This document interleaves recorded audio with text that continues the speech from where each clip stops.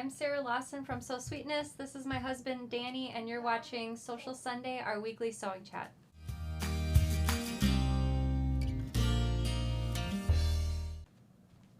Hey everyone, happy Sunday. Welcome to Sewcial Sunday. We have some things to chat.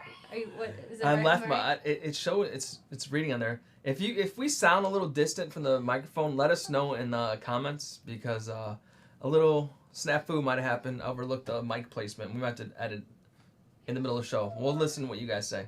I looked at Danny right before we went live, and I noticed the microphone is probably 2 feet higher than it normally is when he's on the show with me. Yes. The reason it's higher is sometimes when I'm sewing, it gets in my way, so I just bump it up and make it higher, and then... She never puts stuff back when she's done with it. Well, I assume that it's going to be set up for the show, so let's watch the comments and see. Yeah, see, Michelle says we sound distant. Yeah. Do you want me to fix go ahead. it? Okay. You might show your fun pajama pants. Keep going till you see it pop in the screen. Okay. Is that Not in the screen yet. It's so low, though. I know. Okay. That's how low it goes. There, right there. Yeah. Sorry for the delay. Sorry about that, guys. My fault. See, it's normally right here. The register's on there, like it's reading it normally, but it was definitely distant. Okay. All right. So back on track. Welcome to Sewcial Sunday. We're so happy that you're here with us. Sorry for that little snafu. All right. Everyone says it's sounding good. So Marilyn's watching from Florida. She wants to know see your PJs. What are you wearing for PJs today? I'm wearing, Violet gave me these Christmas pajama pants. So they have Santas, snowmen, and like kids sledding on them. That's what the pants I'm wearing today. I see Donna's watching from Rhode Island and Janet from upstate New York. So welcome to Sewcial Sunday. We're just going to chat about a few things, and then I'll be answering some questions live. So if you have a question for me, you can enter it in the comments anytime, wherever you're watching the show, either Facebook or YouTube. Danny's collecting questions during the show, and I'll answer as many as I can live. I apologize in advance. We can never get to all the questions live. There's just so many, but we do our best to get to as many as we can. So I wanted to talk about this sewing machine that I've brought out from the basement. So I purchased this machine when Violet was a baby. We were going along to some garage sales, and someone was selling this machine, and they said they were selling it for $25. They had the manual. They said it worked, but we didn't have an area to plug it in to check, so we took their word for it.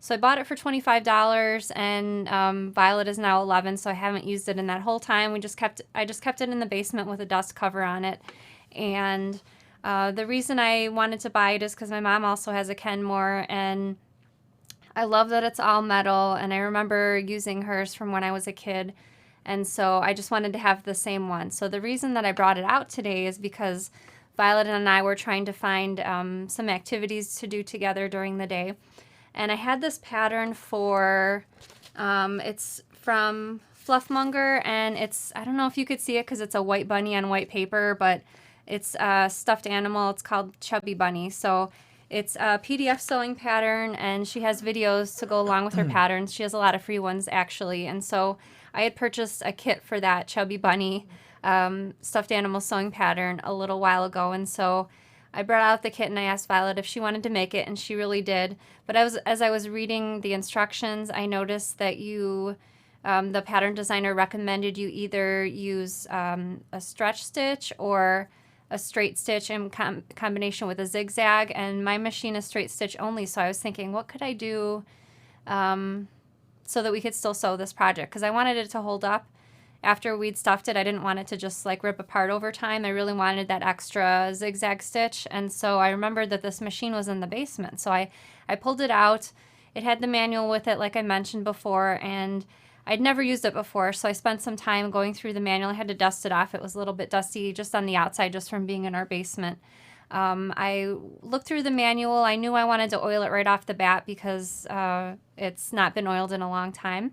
And so the manual directed me to a few spots in the bobbin area to oil, and then also to unscrew the lid and just pull this up, and it had a few places to oil, a bunch of places actually to oil underneath this casing, the lid over here. And so when I pulled this lid off, I was amazed. It was pristine on the inside. Honestly, it looked like no one had ever used it. there was still a little bit of oil on one of the mechanisms, and I was just shocked. So like I called it a win for the day. I'm like, I'm going to take any small win that I can get, and this is a win for the day because this machine is like, the person who previously owned it must have never used it because it looked inside brand new. So I bet Oma, if you look at her machine, probably looks like that. So I wouldn't say probably was not used. I don't know. It was not dusty. Nothing was dusty on the inside. Like literally, I wish you were awake when I opened it so I could have showed you.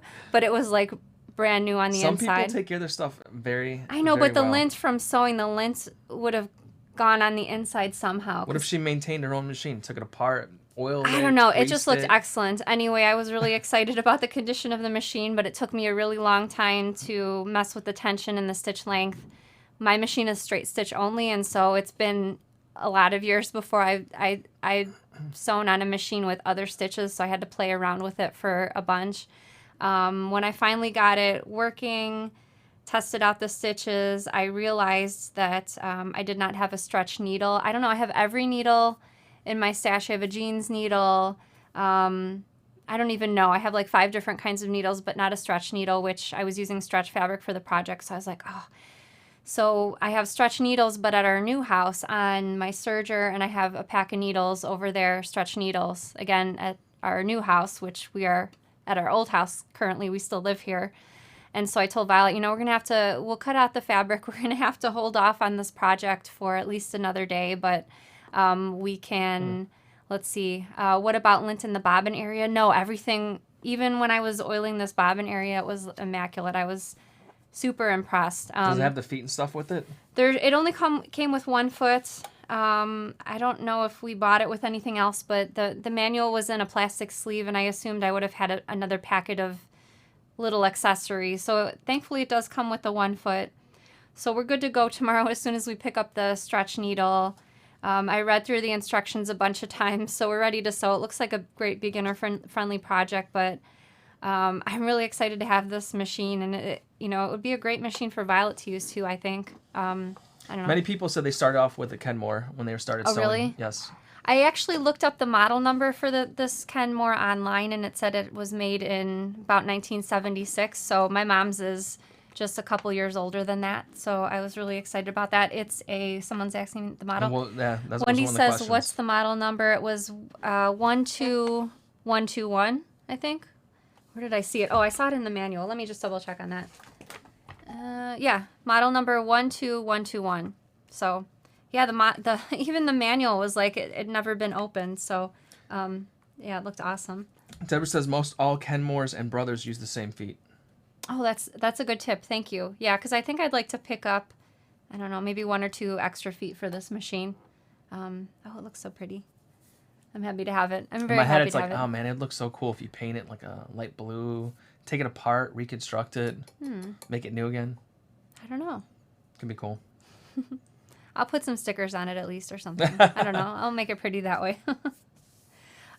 So what else was I going to talk about today? I don't know. You want to get over to your pick of the week? Absolutely. My picture is from Karen Mullinax. Hope I say it correctly. She made take that off the screen. She made a widget bag. I love these widgets. I really want one. Hopefully Sarah has a little time to make me a very nice one out of the old fabrics from the park sling I never made, which will look great in this one. But I just like the way it looks. I love the colors. The peacock is beautiful. The colors just are awesome to me. Great job with that, Karen. Good job, really nice Karen. It's beautiful. So we were talking the other day, and I completely forgot what you said. But for your wouldn't be the first time, would it? For your widget, like what kinds of things? I mean, would you like me to make it like as the pattern is, yeah, or why not? Would you like any different things added to it? Do you like I that think it's got little? enough zippers, got enough pockets. Like the strap. I think I was asking about the strap. Did you say something about you want it to be a single strap, or was like I a just seatbelt strap? I said. Oh, like a one of those seatbelt wide strap. ones, yeah. Okay. And did you still want the grommet on the front for like headphones, or you wouldn't? You wouldn't use that. I probably would not use that. Oh, okay. This is my thinking eyes. I saw someone said that they liked your shirt. I think. Oh yeah, I actually have a few questions on my shirt. This is. Can we put this down for a second? Yeah, just put this down. Dragon Ball Z. My son and I like to watch this show together. It's an anime. That's what it is. I know it's sort of hard to see, like, what does a shirt say? You can only see the top of it. Like, what are those graphics? But yeah, it's Dragon Ball Z.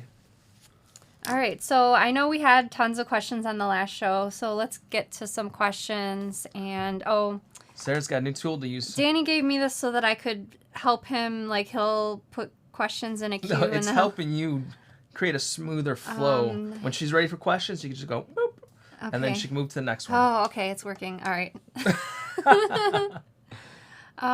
Let's see. Oh, all right. You want to move the logo out of the way? Yes, ma'am. All right, thank you.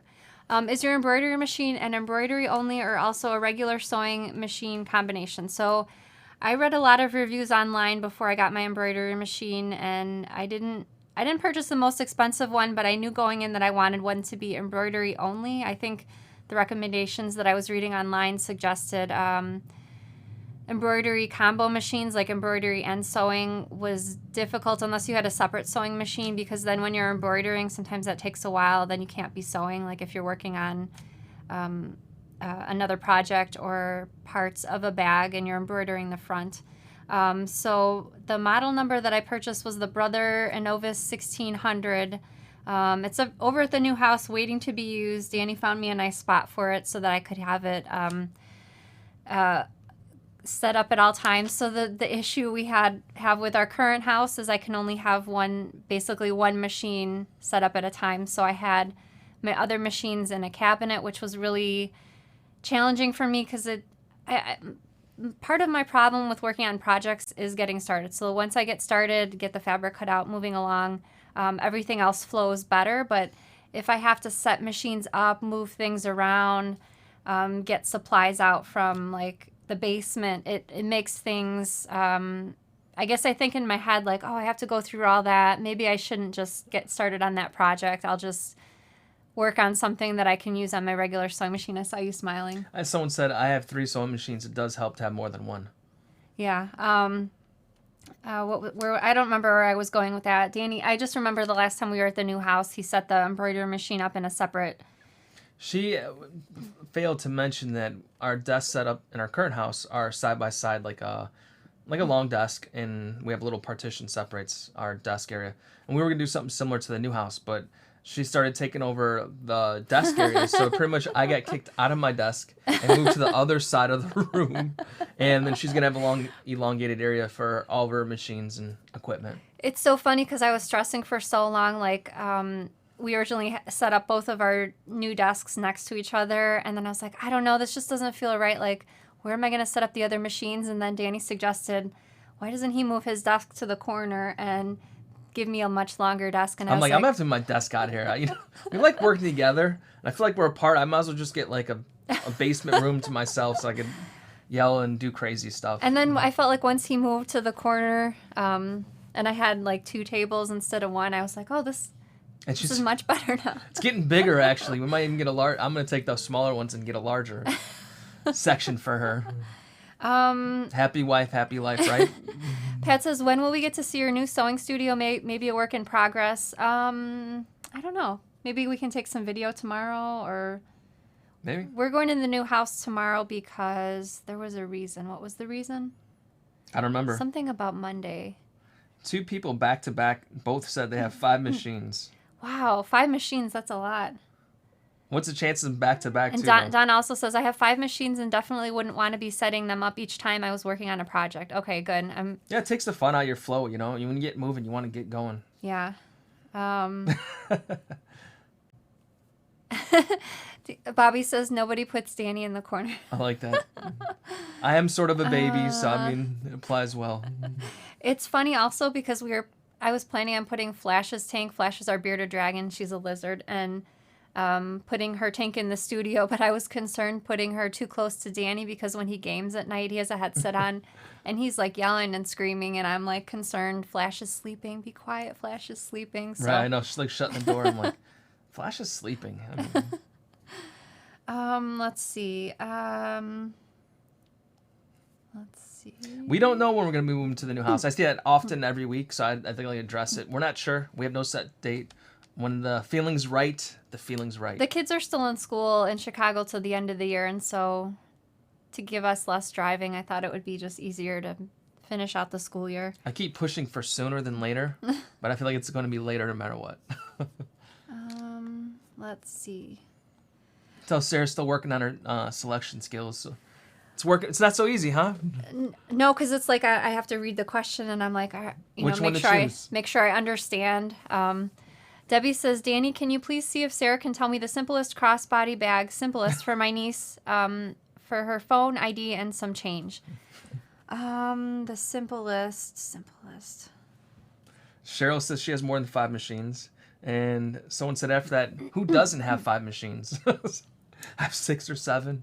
My goodness. I guess it depends on if you want a larger or a smaller crossbody. Or the Oreo being...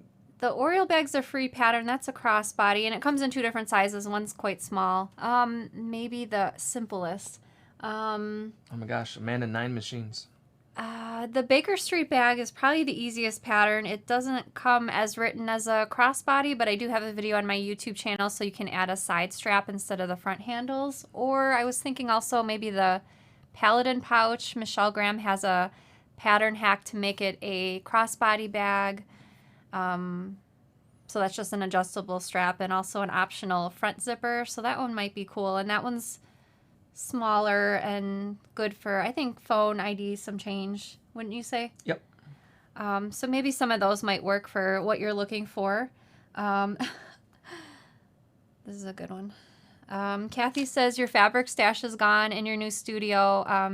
Not in the studio. It's in boxes in the garage in the new house.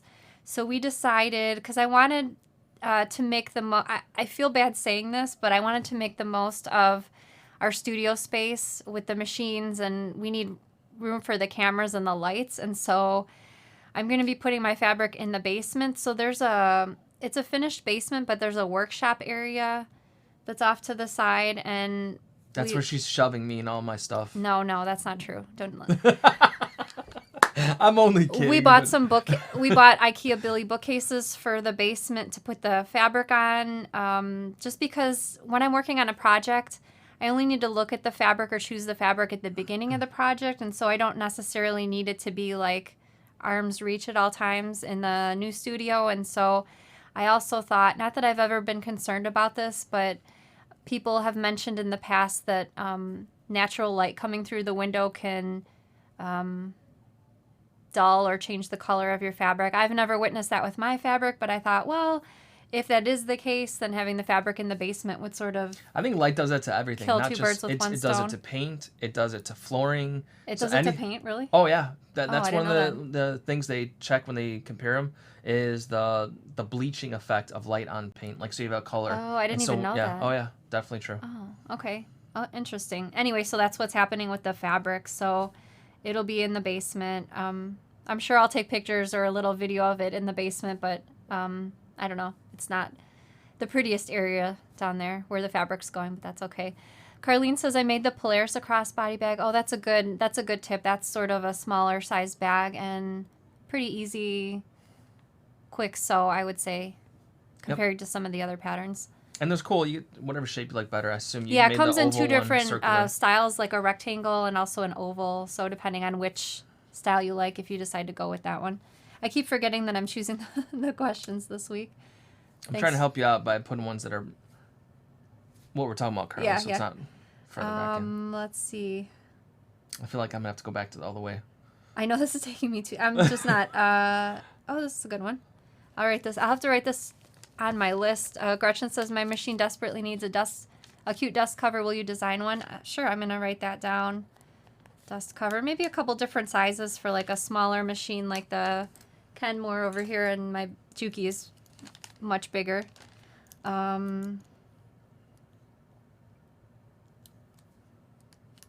Here's one for you, sir. Okay, sorry, I'm clearly failing at this today. Debbie says light can fade the colors and weaken the fabrics. That's why museums don't like cameras with flash. Oh, I didn't know that either. Thanks, Debbie. Did you address the one about your iron yet? I didn't see the question. Oh, the cordless iron right here? How do you like your iron so far? Karen says, how do you like your new cordless iron? I love it. In case you missed the show, I think it was it last Sunday that I talked about? Panasonic is the brand of the iron. It's right here in the case, actually. It's the Panasonic cordless. I'll tell you the model number in a second when I open it up. The model number is NIWL 600. So it is a not rechargeable. The plate heats the iron for you. So you use the iron for a little bit, stick it back in the plate, and the plate heats it up. So it's basically constantly hot for working on your projects. I really wanted to try this out because we were talking about me reviewing a few items that were a little bit more expensive, which an iron is. And so I reviewed it on the show. I still love it. I think it will come in handy for, we got some new curtains. I wanted to steam those because I didn't iron them before I put them up, and I wanted just them to have a chance to hang. So I think that will be in handy because it doesn't have a cord, and I can take it anywhere in the room and then obviously set it back on the base to reheat it, which will be nice. Cindy says, do you let the fabric dictate what you make, or do you select a project, then find your fabric? So that's a great question. Sometimes I purchase fabric with a certain project in mind, or at least a certain type of project, like maybe a certain large-scale print. All right, I'll use that for a travel bag. I'm not sure which one, but maybe the airplane bag or the sewn travel bag, something really big. As a pattern writer, though, I usually choose the fabric to fit the pattern. So keeping in mind, I usually have before when I'm drafting a new pattern, sketches and pattern pieces all finished before I actually cut into the fabric. And so I try to think about the placement, like the handles, to make sure the handles won't cut off any part of the design. Do you want to grab that briefcase behind you? Yeah, someone in the comments said they're finishing a triple threat and they're just about to birth it. And I remember when we do like the retreats, everyone gets excited and it's a big time birthing the bag. Yep. That's the best, but you're a little nervous because you're getting it How's through it gonna turn out? like a smaller hole. Yeah. So when I was working on this particular pattern, when I was choosing fabrics, I had, I think, 3 or 4 different fabrics that I was auditioning for this project, and I chose this one based on, I knew how far in the straps were, and so I wanted a certain amount of the flowers and the bird to be in the middle, but not cut off. Like I didn't want birds' heads cut off by the straps. As you can see, this little bird in the corner was not really touched by the handles, and so in this case, this is one of the cases where, obviously as a pattern writer, it's easier for me to choose the placement because I know the pattern and where it's going to go.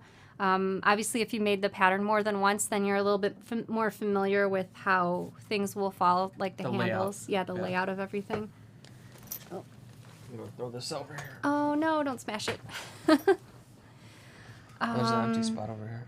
Let's see. Keep my hand there the whole show so it's not blank. Do you want to remove the... Thank you. Dalva says, your Juki has a removable arm. So it has my Juki came with a table, which I never used for it. I do machine quilts once in a while, but I like to have the arm free, so I just never set up the table extension on my Juki. It's actually sitting in the basement in a box. I've never even opened it. But again, that is useful for other things like machine quilting or working on bigger projects where you want to have the table to lay the projects on so they're not dragging, the weight of the project's not dragging down on your machine. Linda says, how has the rotary blade sharpener been working out? I reviewed, maybe it was last month, I think the brand was True Cut rotary blade sharpener. Basically, it was a strip with a, I guess, cutting stone in it that you pass your rotary blade through back and forth several times. And we've been using it down in the studio for the blade that we use for cork, and so far so good. It's been working really great. I've found that I've been ordering the blades a lot less often so far, it seems, and so seems like a good investment or a good notion, especially if you're using your blades really often. Amy says, what is that pattern called? So the briefcase that we held up was one of my newest patterns. It's called the Triple Threat Briefcase, and we have an optional video. It's available as a PDF pattern or a combination with the video. Yeah. I'm trying to throw in ones that are relevant. Sprinkling a little spicing to the pot. This is a good one. Lisa says, whoops. Besides bags, what are your absolute favorite things to sew? I really do like making quilts. I don't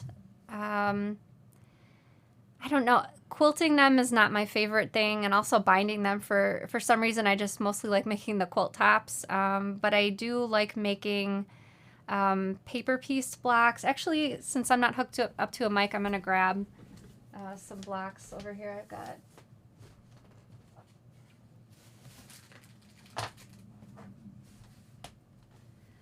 So here's some blocks that I found when I was straightening the other day.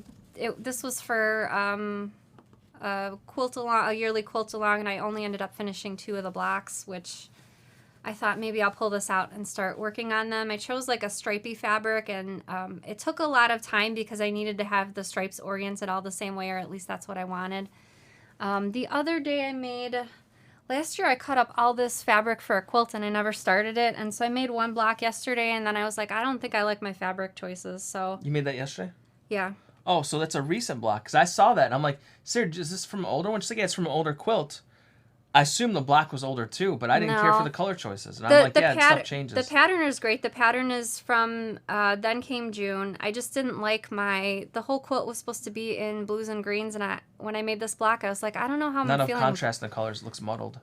Or something. I don't know. Like, I usually like rainbow colors, and so I tried to pick something that I would not normally pick, which is the blues and the greens, and I'm not sure how I feel about that, so I'm not sure. I don't know.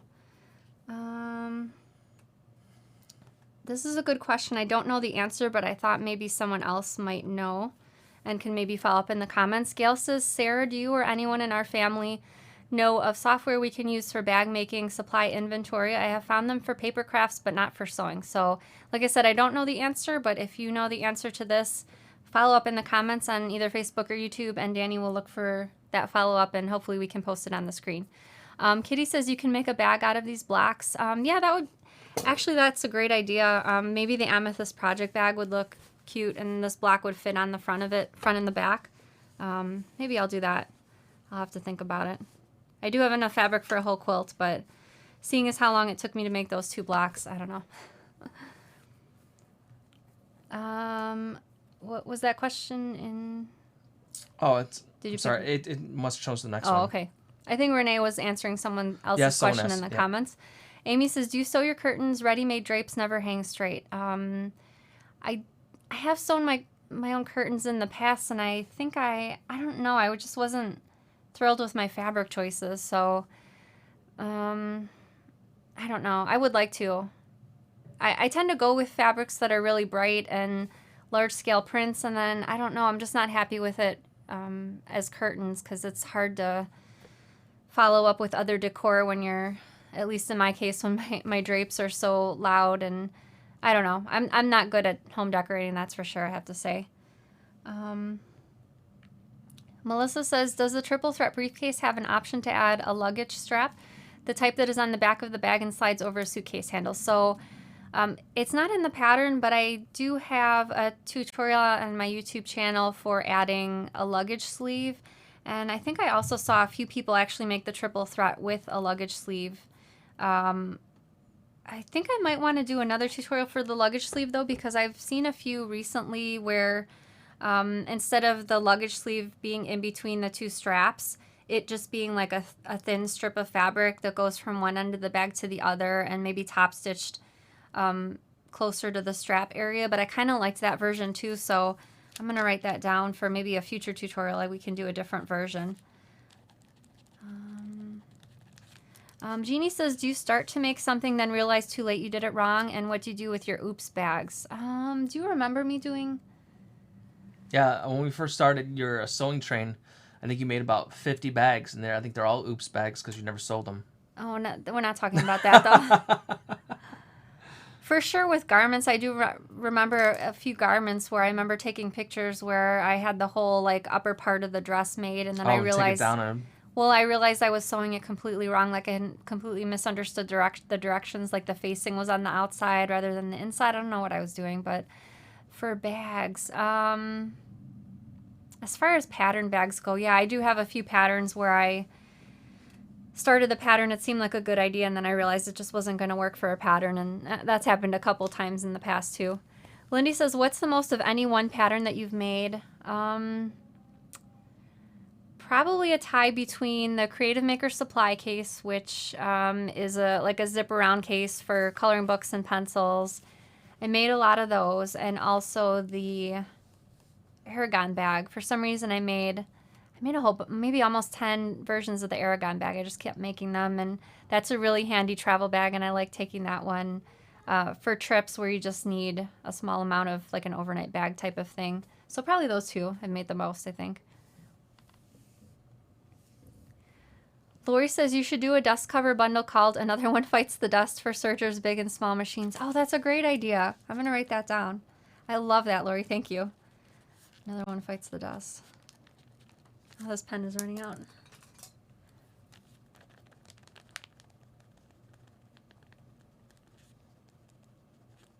Sorry. Since Sarah won't go through the comments I've sent to her so generously, I'll go back and fill those in. Have you used one of those ion charged cutters? I'm actually not sure what those are. Do you know? I'm guessing it's a cordless cutter that is rechargeable. Lithium ion is the battery type, and it's just probably like a rotary wheel of some I don't sort. even know. Let me write that down too. I've seen them. I think I showed you a little. Are they expensive or? I'm sure there's many different versions. The one I saw was inexpensive, like $20-$30 or something. Oh, okay. Maybe we can get one and I'll review it on the show. Gail says, Sarah, do you or any... we asked that question earlier. Well, it didn't pop up on here. Oh, okay. Sorry. Did you answer this one? Oh, sorry. Bless you. That was a weird sneeze. Susan says, have you ever used upholstery fabric for some of your bags? I've seen some really nice fabrics lately that would be good for briefcases or small luggage bags. So just from over the years teaching in person, if you're going to use upholstery fabrics, that's completely fine, but just take care to choose a pattern that doesn't have lots of extra pockets or things on the outside of the bag, which would add bulk. So try to choose a bag that's just, for instance, like the Baker Street bag, it's just, the outside of the bag and then the straps. That would probably be ideal for upholstery fabric. I've seen people try to make bags like the Sloan travel bag with upholstery and having the extra front pocket and the side pockets. It just makes things a little bit too much. So I would just take that into consideration when choosing the pattern for your upholstery fabric. Laura says, what tips do you have for people who are just starting to make bags? I jumped headfirst into making some very imperfect Oslo bags, but I still feel intimidated by making other bags. So I would just say, and this was the same case for me, and I feel like it's still the same case for me, especially when I'm sewing things that are not bags. Just keep making projects and try to add different projects. So you mentioned you tried the Oslo craft bag. I'm sure you were too hard on yourself. I'm sure it was fabulous. But then maybe add, so the Oslo craft bag has the snaps on the sides and the binding along the top. So those are two, and a little bit of hardware for the handles in the front and the back. So those are 3 skills that you learned from making that bag. Maybe add in the Baker Street bag next, which is also confident beginner friendly pattern. That one has a recessed zipper, so that will give you a chance to work with a zipper.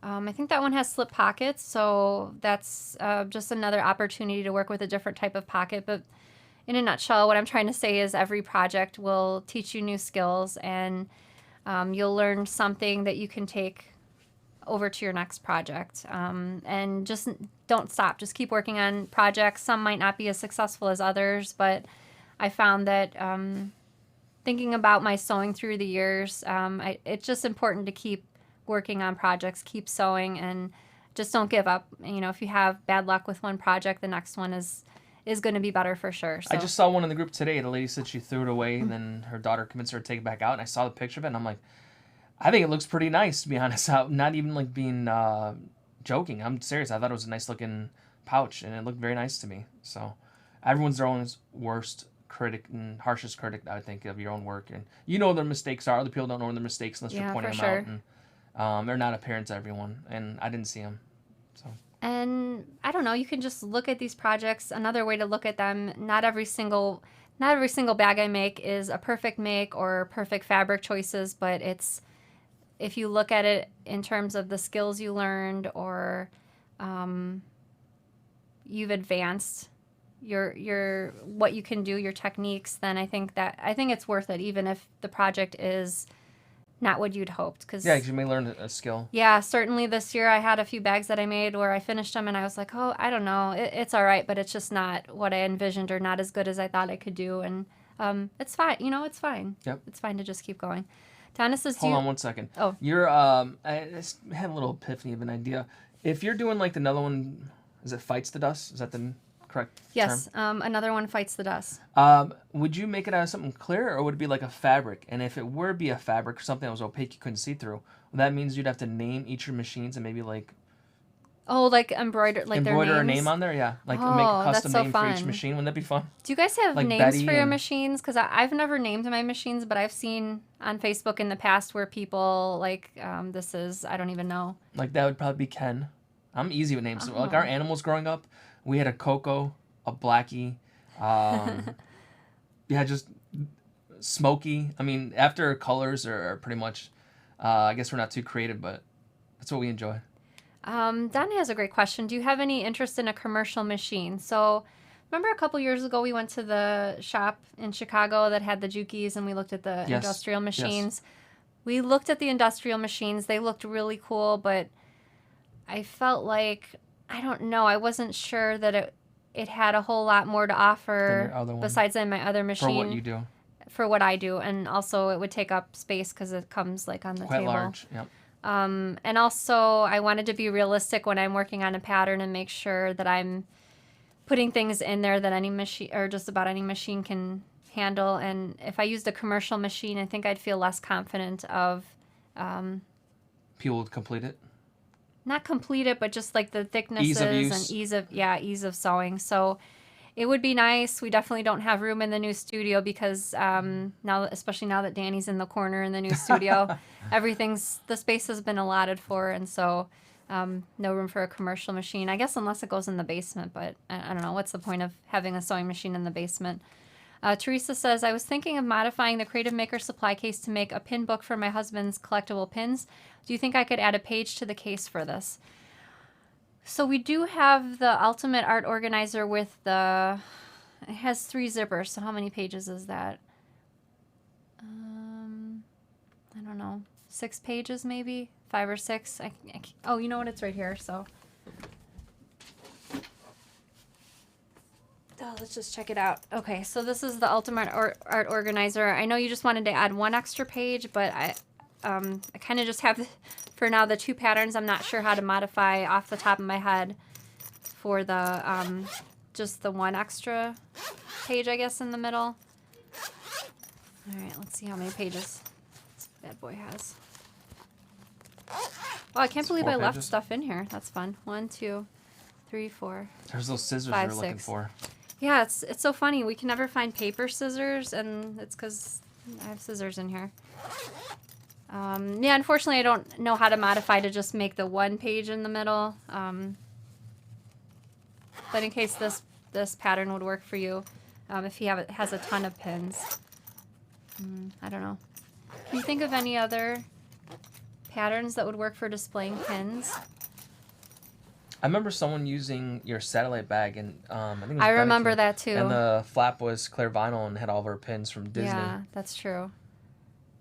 Interesting. Yeah, I remember that one. Yeah, sorry, I don't have any other suggestions at this point for that, though. Sarah, look at your list of comments. I'm not seeing any more of that. Oh, okay. Sorry. I'm not sure the ones that you took or not, because they're not shown on my end. It's very interesting names everyone's choosing for their sewing machines I've seen so far, and it seems like sometimes they'll be you'll choose all ladies' names, and some people have chosen men's names. Is there one that's really funny that you saw? No, it's just interesting. I don't see them like mixed. Like there's a Kent. I don't see a male name, female name. It's like they're all females or they're all males. Oh, here I can answer that question because I was using this today. Tessie, this one? No, the seam roller question. Right there. Lisa wanted to know if I've ever used a seam roller, and if so, do you think it's effective? Actually, I was using it when I was working on that quilt block that I showed you, the blue and green one, yesterday. We sell these in the shop. They're made by Violet Craft, and she uses them for foundation paper piecing, but I also use this for foundation paper piecing, but that quilt block that I was using on was traditional pieced, and the reason I was using it because I didn't feel like getting up and going over to my iron and I needed to iron my seam open before I started adding the next row. And so rather than getting up and going to the iron, I just rolled it. So I just used this yesterday, actually.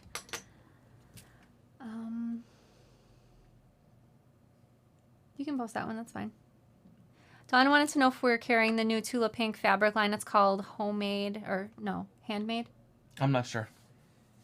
I know it's cool. It's got little Bernina machines imprinted throughout it. It's pretty cool looking. Handmade. I want to say handmade. I don't know why I'm blanking on that. I ordered a ton of... Sure. I can't even talk either. Someone in the comments will say it, and I'll post so it. I didn't order it for the shop because I knew we'd be in the middle of moving, and I just didn't know how that would work. But I think most of your local quilt shops or your favorite online shops should have Tula Pink's new fabric line.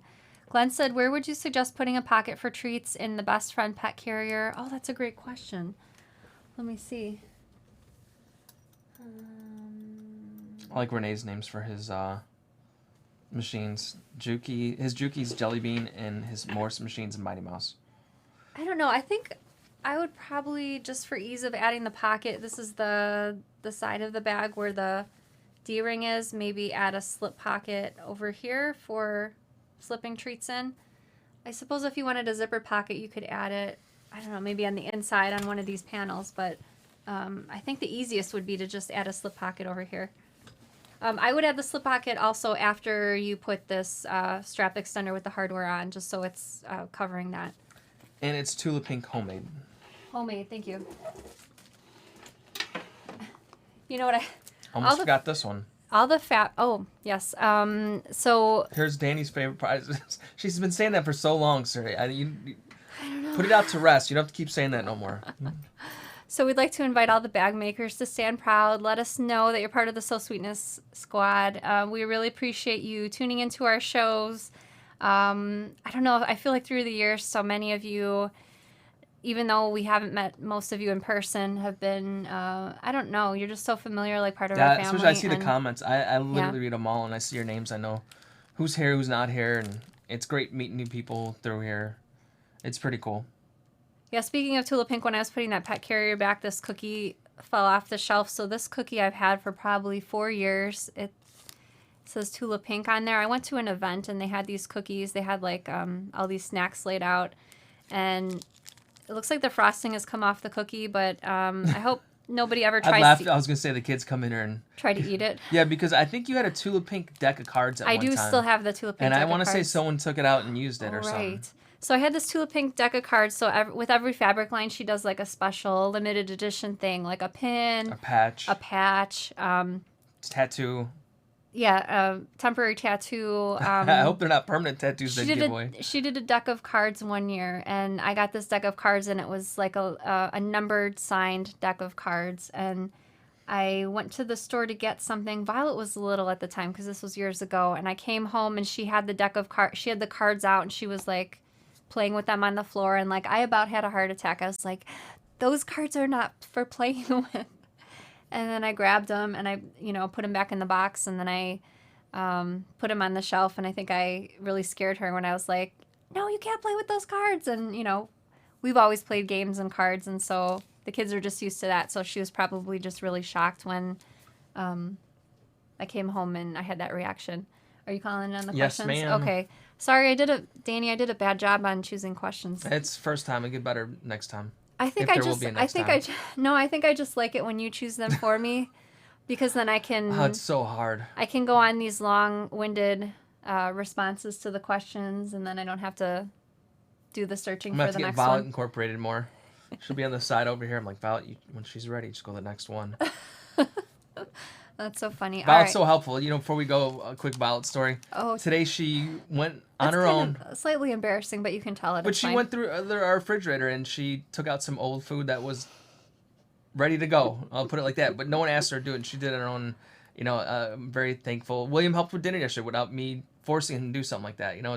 It's rare our kids do nice things like that, so I gotta give them shout outs when they do, because I appreciate it. And maybe one day they'll see this later on and say, hey, my dad gave me a shout out. So thanks everyone for showing up. We appreciate it. I know it's been a wild week, and we'll see you next week. We have the giveaway question.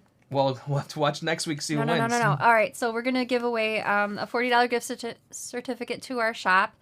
One randomly drawn winner. We'll choose the winner this Saturday evening and announce the winner on next Sunday's show. All you have to do to enter the giveaway is answer this question. And my question for this week is, what is your favorite sewing memory? So my favorite sewing memory, I was talking about this Kenmore sewing machine, my mom's, when I was in 3rd grade learning to sew on. And it's just so funny how you can come back to things.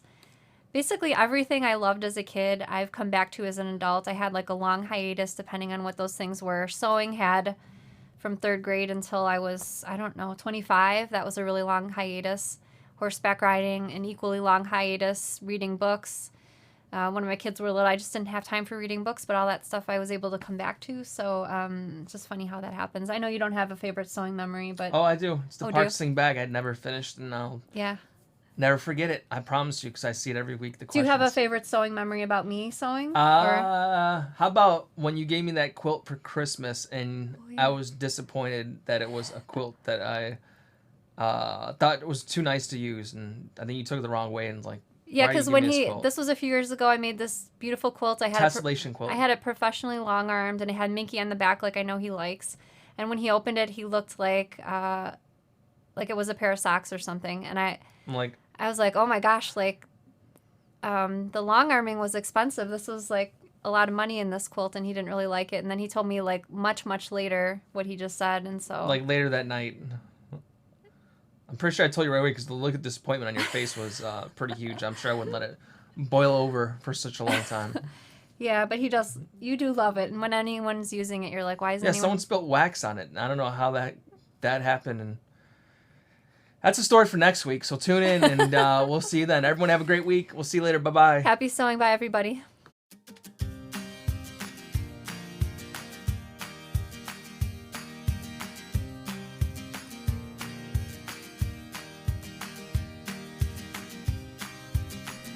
It's funny about the microphone.